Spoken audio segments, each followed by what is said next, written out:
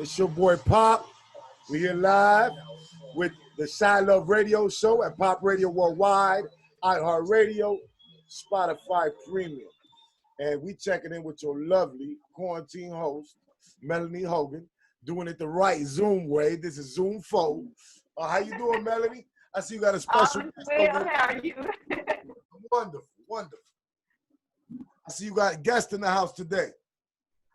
Yes, we do, Miss Minnie Joy, as I like to call her.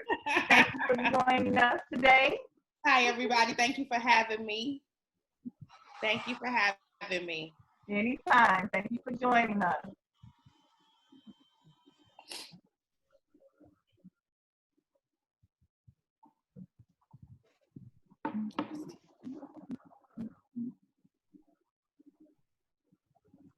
You can take it away, Melanie. Yeah, you can take it away, honey. Welcome to the Chilove Radio Show, Pop Radio Worldwide, iHeartRadio, and Spotify Premium. Thank you for joining us today. I am your lovely host, Melanie Hogan, the founder of Chilove. Chilove Radio Show is sponsored by Chilove LLC. Now, before we begin today, let's take 3 deep breaths. We're going to inhale, hold for 3, and then exhale. 1.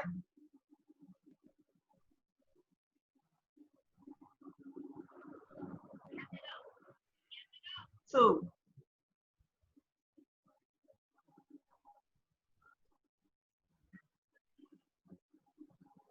3. 4.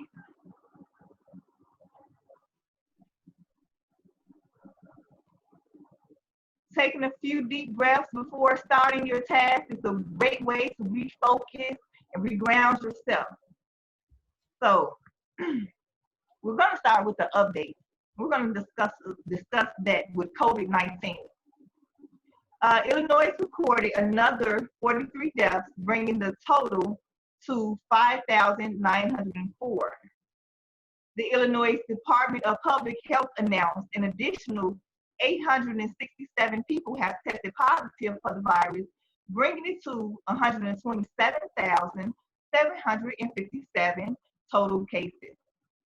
Now, the vast majority of the people who have contracted COVID has recovered, so that is a good thing. But there are still more than enough people who are still losing their lives behind this. We have 2 detainees and an employee at the Cook County Juvenile Detention Center who tested positive for the virus, as well as an employee at the Cook County Circuit Court Clerk's Office. The federal health authorities have received reports of nearly 26,000 nursing home residents dying from COVID-19 across the country. So they did say that, a lot of the elders were going to be highly impacted by this. And as we see, the nursing home residents are really being affected by this. So I also saw something last night about them saying that if you're asymptomatic without the symptoms, then it's a less likelihood of you actually passing the virus. They're starting to switch the story up a little bit, but nevertheless, it's something out here that's making people sick. So until we know exactly what's going on, if we'll ever, it's just best to try to keep yourself as protected as possible, because they are saying that, especially with the hand sanitizing and a mask and social distancing, even though Chicago is back open and off of curfew, we still need to be mindful. Yeah. So Minnie Joy, what are your thoughts on this whole COVID-19 virus? It's ridiculous. First off, it caught everybody off guard. Nobody was prepared At all. And then it turned into something that nobody ever expected. And I feel like at this point, you just really got to do whatever to keep your family safe. Because I know, I'm going to say about 7 people who have actually passed from COVID. Wow. So, and they're all older, they did have like compromising health issues, which they did say that could lead to death. But like one of my friends lost both of his parents. my aunt is currently in the hospital with it. So it's really nothing to play with. I personally, I don't want to say I didn't take it as serious as I should have until, people start passing that I actually knew, which I feel like that happens with everything. Like, I think it started to become a reality.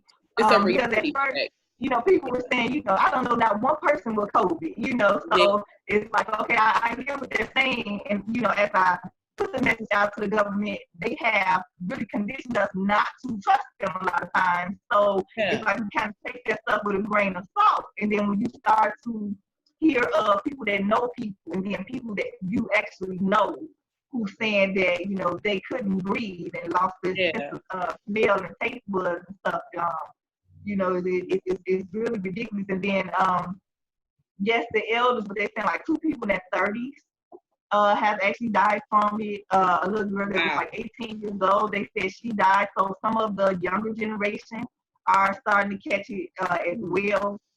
And they have been very neglectful during this process. A lot of the youth, that were not taking it seriously.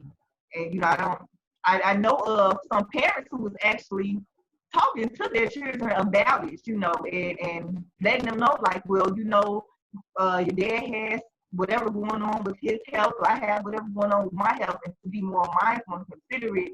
But a lot of them really, even after starting to know people with it, still are not taking it as serious as they should be, Yeah.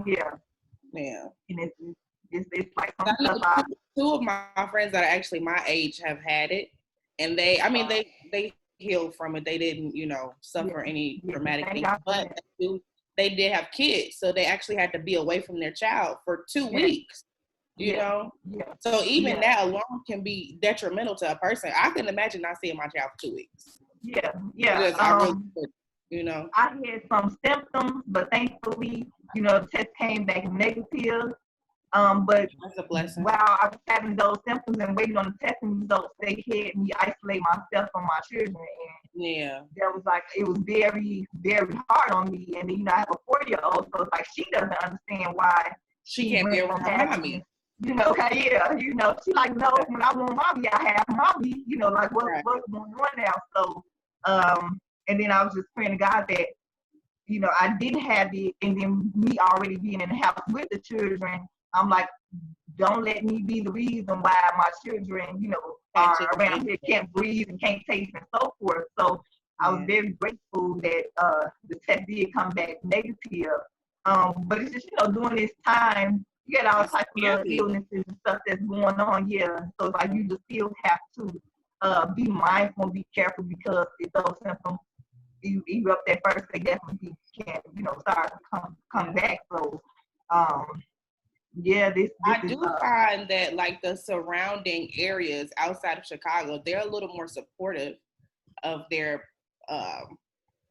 people's safety. Require certain things when you go in the stores. Like we didn't start requiring masks until I want to say maybe a month ago.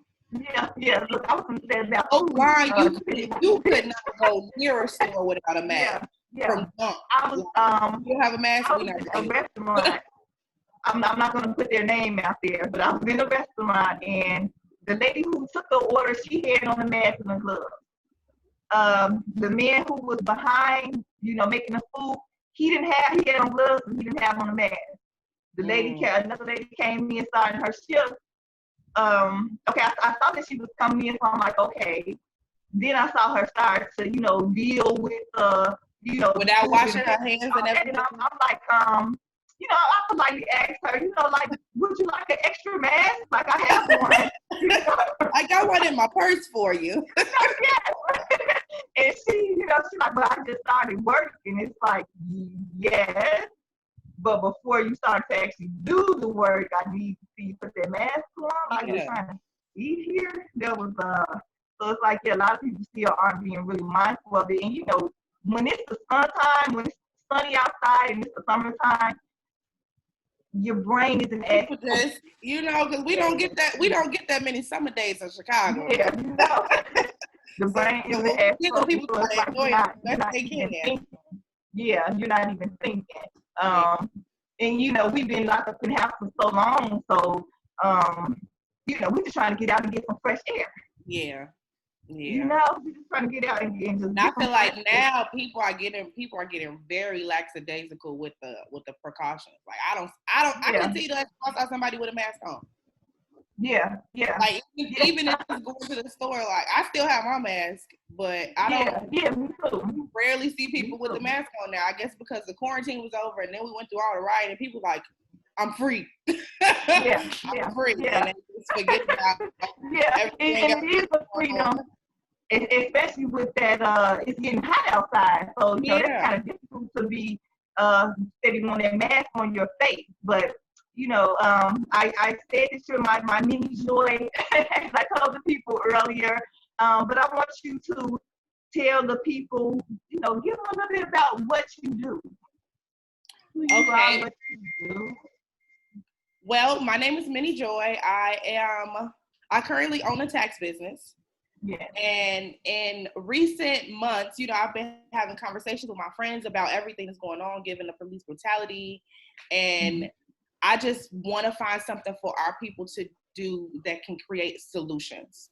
Because it's a lot of conversations going on about what's going on and what's happening and what happened and how we can change it, but there's no implementation. So my goal is to figure out best ways for me to get resources out to my people that everybody doesn't know about. Right. So I will really conversation. And I really want to get Black wealth up. Like, y'all, we can get this money. It's out there, and a lot of people just don't know how to pursue it. My goal is just to get as much information out to our people or to people in general, to get us up and going. We got to get Black Wall Street back, and it definitely can be done because like you said, a lot of people just don't even have the wherewithal. They have no knowledge on how to even take the first step. They just have desire. So, as long as you can follow directions, you can do anything, basically, So, exactly. I think that we definitely can do it. It is past time to do it and start to get it done. We have families and stuff we want to leave legacies and stuff for, and the rest of our bloodline. We don't need them going through the things that we have. That's all I think about. Like, honestly, when the George Floyd situation happened and Breonna Taylor, and it's just, it's overwhelming. And so now I'm in a headspace where I need to make this world better for my child. Because I do have a 3-year-old son. And right now he's not viewed as a threat, but I have nephews that are 11 and 12, and they're threat. People will view them as a threat, and they're 11 and 12. Sunday and Monday, my boys will be 16 and 18. So, that's a whole nother level for my oldest because it's like once they're 18, they're not bringing them home, to the parents. There's really nothing you can do at that point. Processing, and it's like, I definitely, it's like whatever road that I can take to make sure that he's safe, that they're safe, period, because they attack these females as well. So we have to protect the daughters and stuff too. But speaking of them, Congress is trying to pass a bill called the Justice in Policing Act because of George Floyd and Breonna Taylor. So they would be banning chokeholds as well as no-knock warrants in drug cases, which we all know led to the fatal shooting of Breonna Taylor. That was a ridiculous situation. The George Floyd situation was ridiculous, but for Breonna Taylor to be in her own home, and then it's like they wasn't even at the right place, and that was ridiculous. That was ridiculous on so many levels. So we definitely need to. I am glad that this outpour of anguish and anger has reached the top to where they're saying, okay, we need to get on something. We need to start to make a change in that. Because they're supposed to be voting on this legislation within the next few weeks. And it will require local police departments to send data on the use of force to the federal government. So we're gonna talk about these points that they have as part of the legislation. Do we think that that'll be a good idea for them to send the data on the use of force to the federal government? You think once they step in, it might help them to get in line a little more? I think so. If they're being policed by the police, I think it'll make them act right a little bit more than what they're acting already. Yeah. Make them more accountable for what they're doing. Because now it's a free fall for them. Yeah. Right now, the police ain't have nothing to answer other than to internal affairs. You know what I'm saying? Yep. But if they got the military or the FBI on top of their necks, and they know they being policed as well, right? That's a reform move in itself. Yeah. You know what I'm saying? I feel like even if it comes down to we as a people should make them accountable. Maybe we need to create a board so that when cases like this come up, the people do have a voice and opinion on the matter. We were just talking about that yesterday. Yeah, we were talking about that yesterday. Yeah, so police are police within the community, but also within our communities, we as people need to start to take more of a stand in how things are going and getting to know our neighbors and seeing why is Lil Pookie spazzing now? What's going on? Is something literally going on this is so crazy because I want to say 2 days ago, I'm in the backyard playing with my son. He's playing with the water hose. All I hear boom, boom, boom, boom, boom, boom, boom, boom, boom coming down my alleyway. It's like a group of 5 or 6 boys, and they're literally tearing down people's garbage cans, knocking them down, throwing the garbage in the middle of the street. And then when they heard my garage open, they ran off. One of the kids tried to hide behind a gate, and then I guess he expected me to be gone, so eventually he came back out. I'm like, were you with them? He like, yeah, they playing Tornado. This is your neighborhood. Do you think it's a lot of elderly people that live on this block? Now, who gonna come pick up their garbage cans? Yeah. Like, at the end of the day, it starts at home, and we need to start believing that it does take a village to raise a child. A lot of people now don't talk to my child, don't do this, and that's not the mentality that we need to have as a community. Everybody needs to be held accountable for their actions, and if your mama not here to tell you that you're doing something wrong, then I should be able to tell you that you're doing something incorrect without me fearing that now I gotta argue. So blatantly disrespectful these days. You see how they live their life? Oh my God! That was ridiculous. That was how would you talk to the mayor like that? No. Even if she wasn't the mayor, that's your elder. Yeah. Like, even if she wasn't the mayor, that is your elder at the end of the day. Like, get it together. I'm gonna tell you this.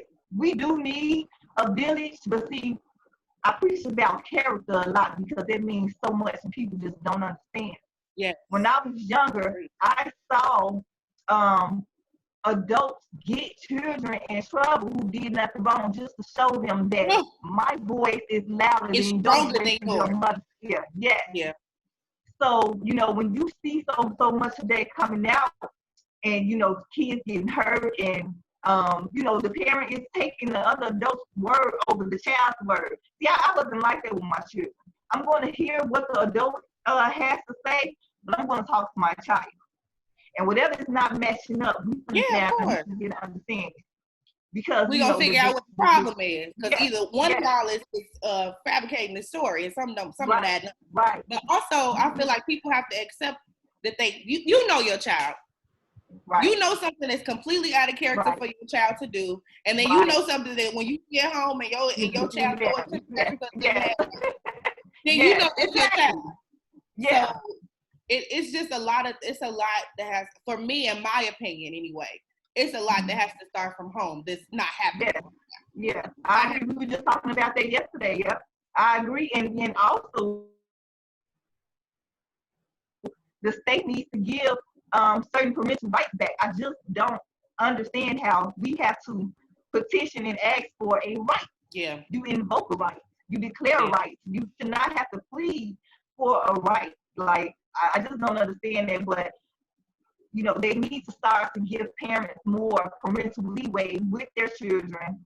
And if the parent is having situations to where they can't readily come up with a solution, then that's when the social services and, these other type of organizations are coming in to assist, not to tear the parent down, but to assist and see how can we restore this family bag right here in this house. A lot of times they come in to destroy and separate, unfortunately. But yeah, it starts at home. I've heard but a lot of horror stories of child abuse. So I also understand why they feel the need to be, that intertwined in your daily life, because it is a lot of times in the world. It really is. It's good stuff, but it's bad stuff at the same time, and that's why, and we definitely don't need any children being abused, because we've had more than enough of that. But at the same time, there are actual parents who are trying their best with their children, but the police or the school system or whatever is saying, well, if your parent speaks to you this way, call us, we're going to check them. If the parent who out the bench or the child is taking advantage of that, and they feel like I don't have to listen to you, I can call a DCFS, I can call my school, I can call the police, when it's a thing of that, not even that they're being abused, they just don't want to do what the parent wants. What I'm telling you to do. Yeah. Right. Now, see, me as a child coming up, you talk about calling the police. I was scared to call the police on my mama. Oh, yeah. What? I call the police on my mama. Ooh. Don't do that. For me, I'm not doing that.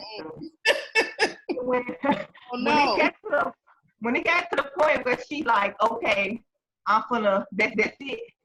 She would hand us the phone and say, call the police. And we looking at her crazy like, what? Lucky, you want to take the phone because you know it's coming. But you know not. One day, I remember one day, I was young, but my mom, she told me she left me, but really she just went to the garage. But I was freaking out, so I called the police. My mama came here, and I was like, I called the police. She's like, what? Why would you do that? I was like, I was scared. I didn't know. She's like, okay, we're going to sit here and wait till they get here. They got here. She told them, well, you might as well just sit on outside because I'm about to tag this. And if you want to take me to jail, then come on. Yeah, my mom would be like, are you going to take her into your home? Okay, because I'm going to take her into your home and do what you're supposed to do. Like, I'm just like, no. She's talking about go and pack your bags. You might as well go on with them because. What about your mama? What you are a man who used to be a boy, so I know you got okay. Oh my God, y'all crazy. I'm sure you got some stories over there. Oh, I do. I do. Trust me, but it wasn't no calling. It wasn't no calling no police. Okay, the police was not. That was not something that you did. It just wasn't. It wasn't something that crossed your mind. Yeah. And but now I feel like that's just like a safety net for them. It's gonna save them. And don't let you get in trouble at school. Don't let you get in trouble at school. Oh my God. That ass whooping you finna get when you get home. Okay. Ooh. That was no. My mama said, see, my mama originally instilled fear in us. That was the only one I was ever afraid of in life. I still ain't met nobody tough man in that house. You understand? And she used to tell us, let them call me, and I had to leave my job. She didn't even finish the rest of the statement. And she didn't have to. My grandmama and mama could give us the look. Even if I wasn't sure exactly what I was doing wrong, I just freeze sometimes. Like, yeah, I don't do that. These kids don't know about the look. No, okay. You give me that look, I'm like. They don't know about that look, but it's powerful. It's powerful. I got it from my son. He get it. Don't play with me. All right. Yeah. Cool. That's just crazy. But what else the legislation is going to do is they're going to create a grant program that will allow state attorney generals to create an independent process to investigate misconduct or excessive use of force. So, an independent process is it? Okay. What y'all think about the independent process? Do y'all think it should be under one rule, one law? Or do you think that they should be able to have their creator? Whenever you say independent with the government, I always think about the funding, where it's coming from, who backing them, who is the independent party, like who is really part of this review process. When you tell me independent, I don't trust it. I just don't trust it. Because ain't no way you a whole government system and then you just got this one person that's just going to come in and be for everybody. Come on now. I don't believe. Yeah. It sounds good in theory, but the implementation, I would have to see it. It depends on who it is that's going to be implementing this independent process. So they also would have a bill to make it easier for people to recover damages when police departments violate their civil rights, and for the first time, they are making lynching a federal hate crime. That's ridiculous. This the first time. All these years, y'all. Right. You just now gonna make it a hate crime? What? That makes sense. Let's do it in 2020. What? What? And you know what, y'all? I seen this morning. I woke up to the riots from '71. Did y'all ever see the Rosedale riots in '71 from the white people in New York that didn't want the blacks to move in their neighborhood, and they was rioting for that, saying the N-words will go to hell, and it was big. It's 1971, so it was pretty. I didn't hear about that one. Yeah, I woke up to that this morning. They was talking about that. They was talking about how Biden was totally with more police, more prisons, more, I seen a big speech on him. And it's like we was talking about yesterday, Melanie. You only give us two choices. What we gonna do, dummy one or dummy two? You know what I mean? So, I mean, I heard about Biden. I don't want, to say that in no way for, us to get hate in our hearts for anything that already happening, because in order for us to grow, we need forgiveness anyways. You know what I'm saying? So yes, and that's right. That's the only way we're gonna heal. If we, forgive, and move on. Love is gonna heal all. You know what I'm saying? I believe. So, but to see the white people march with Black Lives Matter signs, and to think back. Beautiful. To think back 47, 48 years ago when they were screaming nothing but hate for any kind of brown or black to get about their neighborhoods. For, oh my God. I remember my mama came here from Puerto Rico young. And when I was young, I was born here 1 year old, and she didn't know how to speak no English. She was a straight Rican, and thank God she got around the West Side, some sisters. She worked at Lucy Flower High School that they taught her how to talk English. You know what I'm saying? But I remember driving with her while she was first learning how to drive, and white people pulling up on us because maybe she was taking a little too long at the light or whatnot, and saying racial things and throwing beer cans at me and my mama. Wow. You know what I'm saying? Well, I was a baby, 4 years old, 5 years old. I remember. You know what I'm saying? So for it to turn around and to see them same white folks standing for black people and brown people's rights, and that's history. Yeah. I don't care. They tore down 1,000 windows. You hear me? I don't care if they tore. That's history. Look at the progress that we are making, despite the long road that we do still have. We are still making progress. There's a lot of progress being made from the protests. Yeah, it is. So y'all know about Nancy Pelosi? Who? She's kind of a little pig. What's she doing now? Nancy Pelosi, What's she doing? She's like a pit bull in the circle. She's with this whole acting, trying to get it passed. And she stated that this moment of national anguish is being transformed into a movement of national action as Americans from across the country peacefully protest to demand an end to injustice. I was like, okay, Nancy.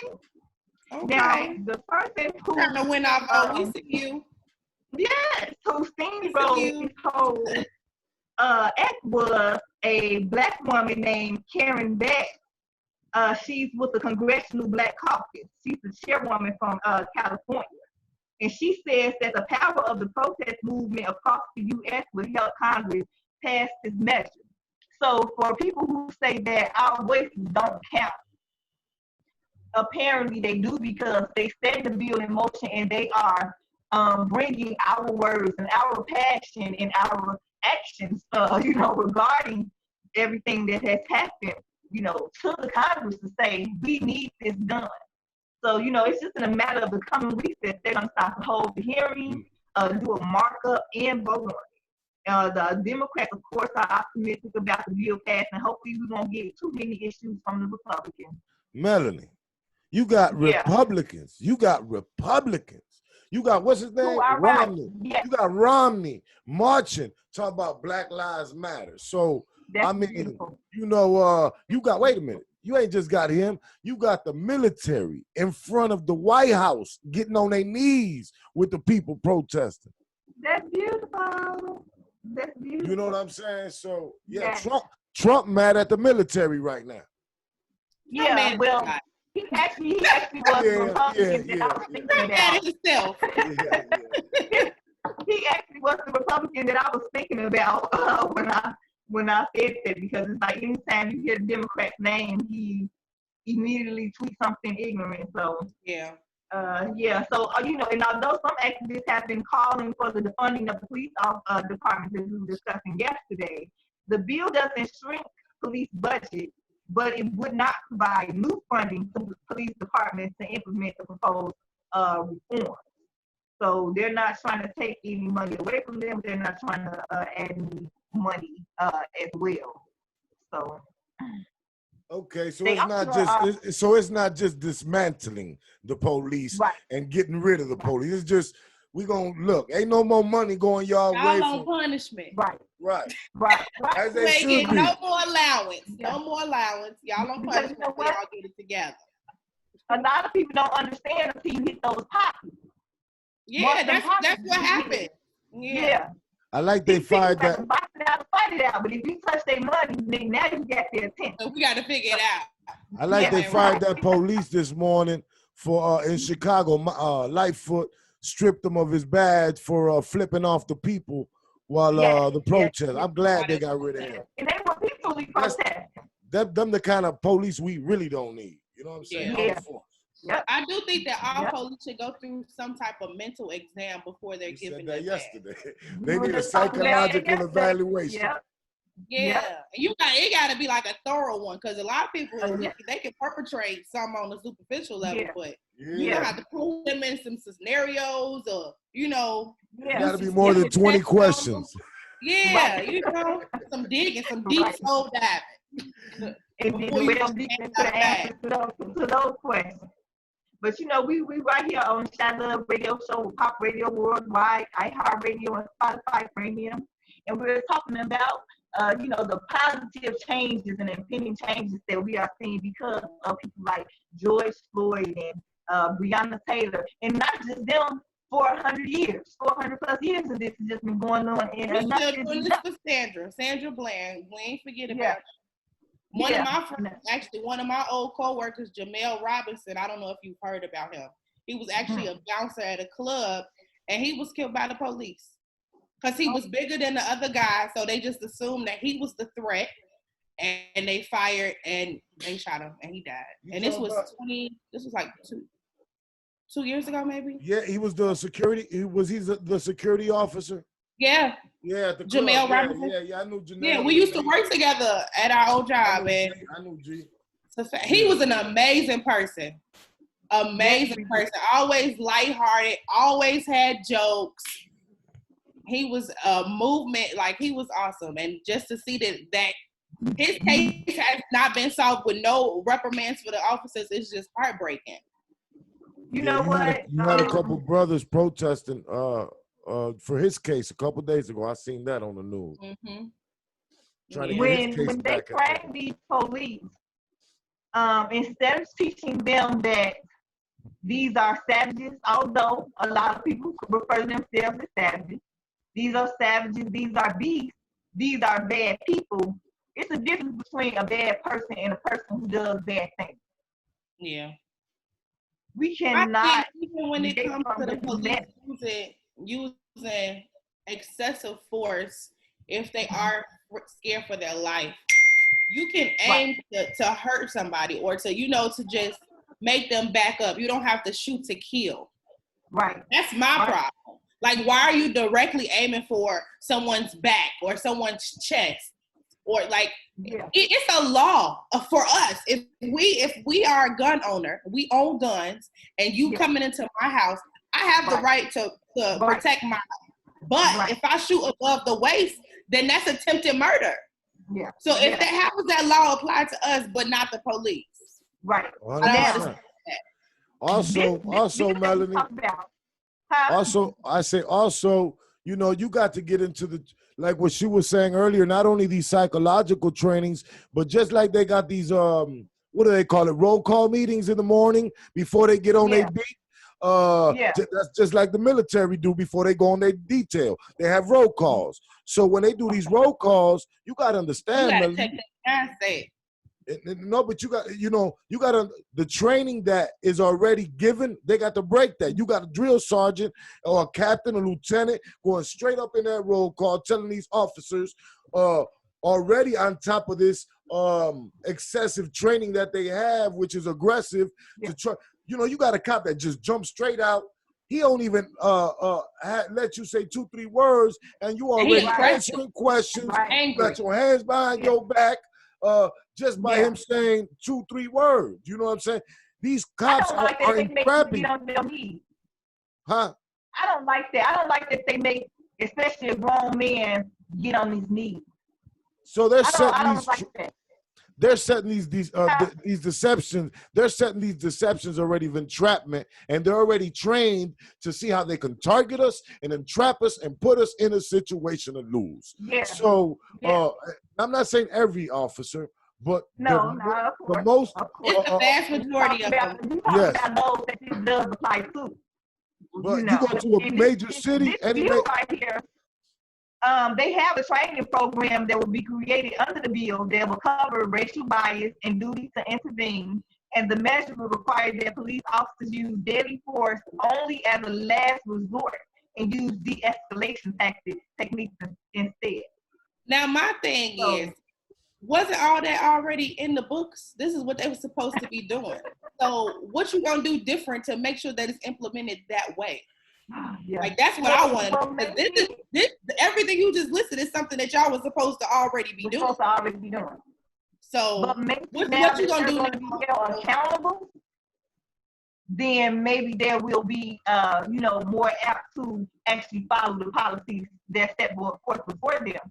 Because like I said yesterday, that officer who killed Laquan McDonald, after he found out that he was going to get in trouble and everything and go down for this, he sent out a message to fellow police officers, like basically telling them they don't have our back like they told us they got our back. Like, y'all better watch yourself. So young brothers and sisters, that man should have been under the jail. That man should have been under the jail. Keep filming it, brothers and sisters. Keep filming. Y'all get in some police and pull your camera out. Bring your camera out. Every time, if I get pulled over, I'm calling somebody or I'm putting my phone on FaceTime with somebody. You not gonna catch me. I'm glad that they said that they can no longer turn off their body cams, because there have been a lot of situations where somebody has been trying to record and a police officer will snatch their phone, throw their phone, or intimidate them to turn their phone off. So I'm glad that they can no longer turn off their body cams without some type of repercussion behind that. Yeah. But all of this tends to be stressful and affects our health and our wellness, our everyday being. So health is a state of mind and body, and taking care of both your mind and body will pay off in the following way. And all of this that is going on, we have to start to be more mindful of our health regimen, because on the psychological side, on the physical side, on the emotional side, it is like triggers are coming from everywhere. So allowing yourself to take care of your life and feel good about the choices you make, like that's when you start to take care of your mind and your body, it's empowering. You are starting to take charge of your own life. You're going to start to feel good about the choices that you make, because there won't be any bad consequences behind it. It's going to be something that's going to elevate you, something that's going to push you forward, something that's going to maintain you. You can gain energy and feel more fit. It improves your overall physical health when you take care of yourself. It helps you to gain a positive outlook and finding more enjoyment in your life. Also, a lot of times, especially within family, once they see the effect of somebody who has started to take better care of themselves, you start to become a role model for your family and your friends. Yeah. And a lot of times they start to join you on your quest for health and happiness. It is a work in progress. We be too hard on ourselves sometimes. And we are expecting to see immediate results. Yeah, but we have to understand. It's going to be work. It's not going to be instant at all. Sure. But how you got to this point that you're trying to come from, it did not happen overnight. So, getting back to the elevated vibe and the elevated energy, that's not going to happen overnight either. And it'll be some days where it'll be, better than others. But we have to build up consistency and discipline for ourselves. Yeah. But not be, because we can be very hard on ourselves at times, and we need to stop being so hard on ourselves. Like, look at the truth. Accept yourself for what is really going on. A lot of times we don't want to look in the mirror and realize that we turned into some form of a monster. But that's part of the first step to self-healing. You have to look at what you're doing, how you're communicating, how you're corresponding with others. You have to look at the effect of your energy on other people, on your environment. I literally just had this conversation with my friends last night. Like last night, we were just talking about this. It was just so crazy. And we were just saying, like, a lot of people have negative outlooks on the world, but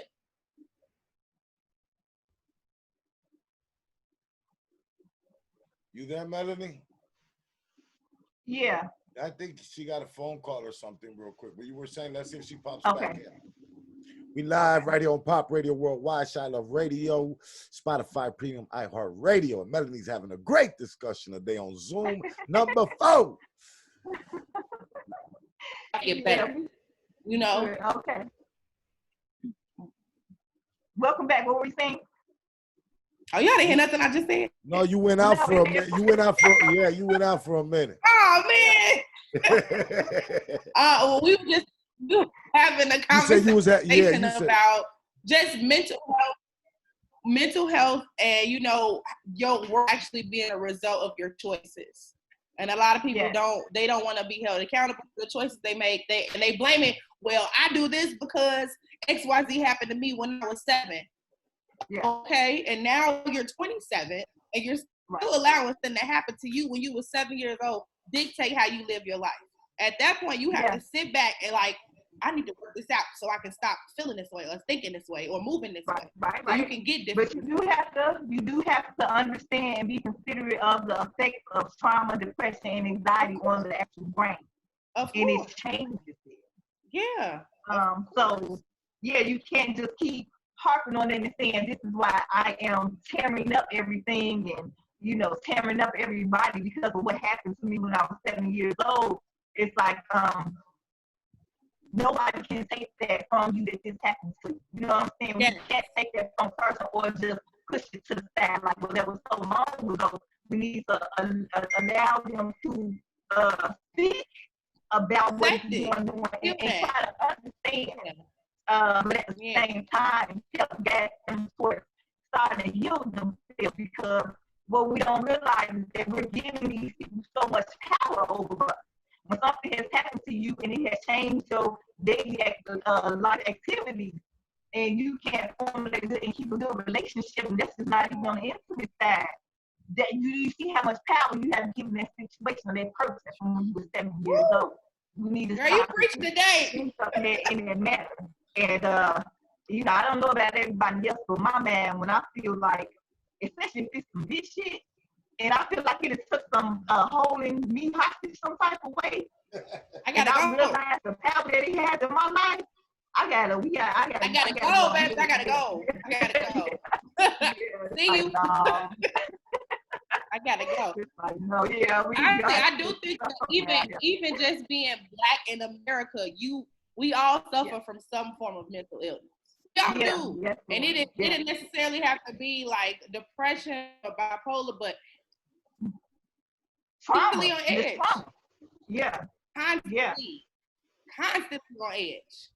Yeah. And I think, and that's another thing I feel like police don't realize, like, even when you come out the gate, we already have a sense of fear. When we see the blue badge, we see the blue lights, we instantly like, oh, okay, oh God, what am I gonna do? What's about to happen? We make it a point to say that it's not all police officers, but just like when it's a crowd of us and everybody out there protesting, all they see is protesters, all we see is blue. What you want? You know what I'm saying?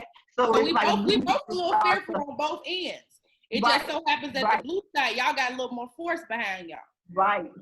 Because y'all can get away with a little bit more. Yeah, you know, for real. You know? At least when them over there, I'll probably got a likelihood of coming home. It's less likely if I'm facing somebody in blue now. Yeah, you just really don't know. That's why you need some type of relationship with some type of entity outside of this earth. Yeah. Outside of this earth, my God.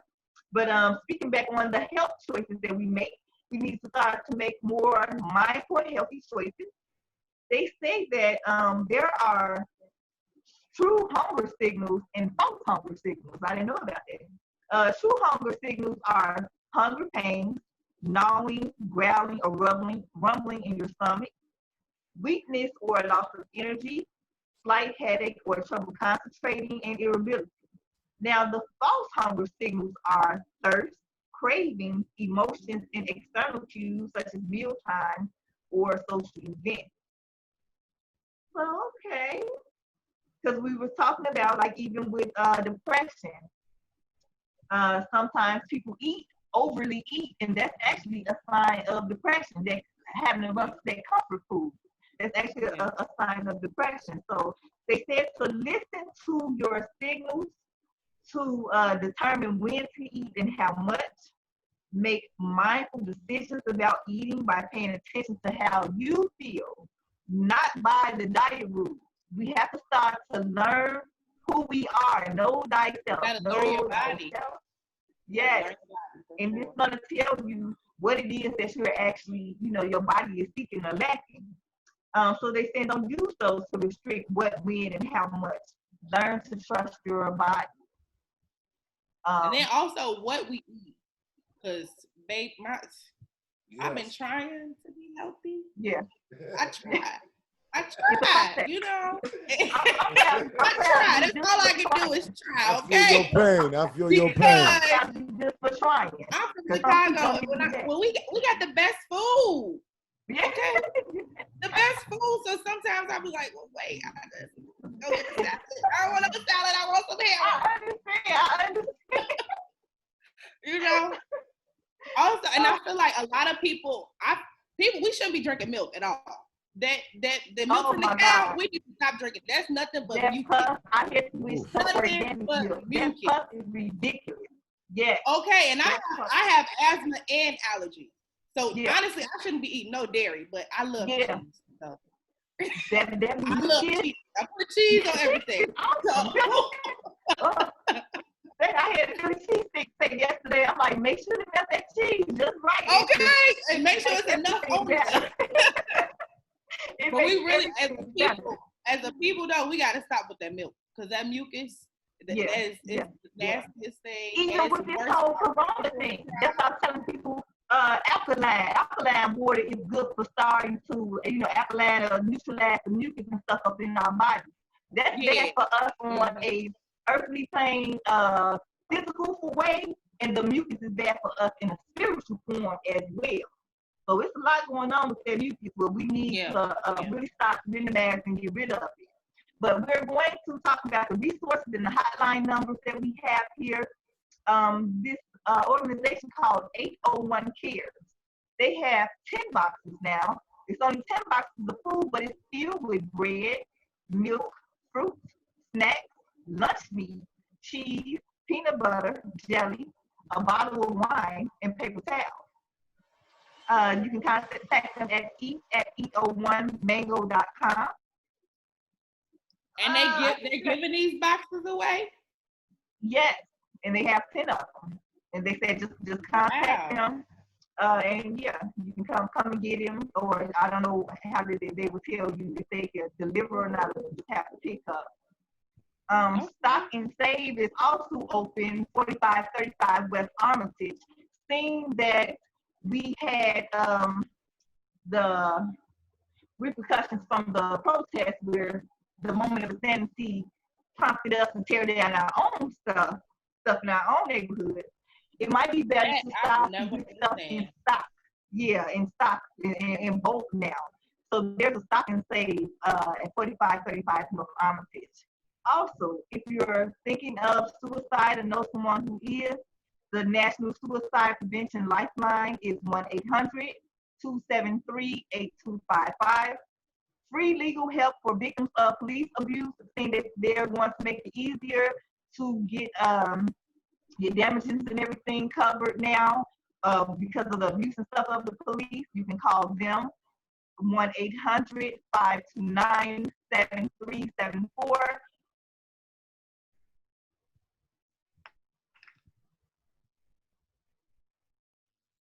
0569. Again, Office of Police Complaints, 1-866-588-0569. I had a wonderful show today with Miss Minnie Joy, and as always, with the one and only Pop Radio Worldwide. This was a great show I had with you all. I hope you all enjoyed yourself. I hope that conversations made you think and try to come up with some possible solutions as a people, because we all have a role to play. Yeah. Know that I love you all. Hugs virtually, and when we get to hug each other in person, I'm just gonna hug you so. Don't let go. Don't let go. Ladies, before we leave the station, Minnie Jolie, tell her where to follow you at.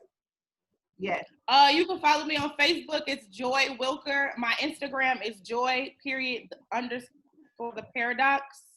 And I deleted my Twitter because it was just too much. Where was great having you here at the Chilove Radio Show, Pop Radio Worldwide. It was great being here. I really enjoyed myself. Rocking with us. Melanie, tell them where to follow you at, baby. Melanie Hogan on Facebook. You can also look up the Chilove page. CHILOVE is one word, one movement, one order. Chilove, baby. Melanie Hogan 7 on Instagram. Melanie Hogan 7 on LinkedIn. Just put in Chilove, I'll pop up. There's only one founder of Chilove, and that's me. You heard it. Love y'all.